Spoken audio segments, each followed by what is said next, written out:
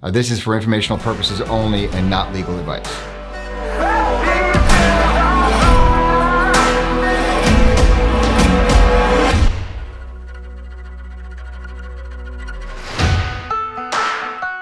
Today I wanted to talk to you about statute of limitations, specifically statute of limitations with regards to a breach of contract, a breach of a written contract more particularly.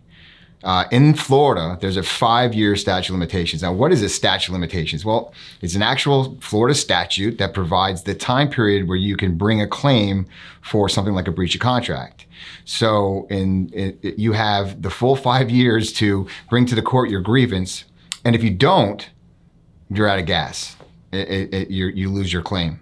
So it's very important to be mindful of not just when things happen to you, but how much time that you have to redress something in the law. Now, interestingly enough, there's a couple of exceptions to the statute of limitations with breach of contract. One of them happens to be in the area of mortgage foreclosure.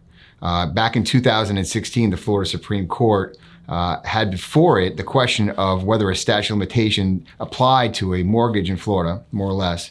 And they determined that, in fact, the mortgage itself can be sued on any particular default in the mortgage 5 years from that particular default. So even though you might have made your last payment 5 years ago and you think that you've gotten away with a free house, that's just not the way that the Florida Supreme Court found that.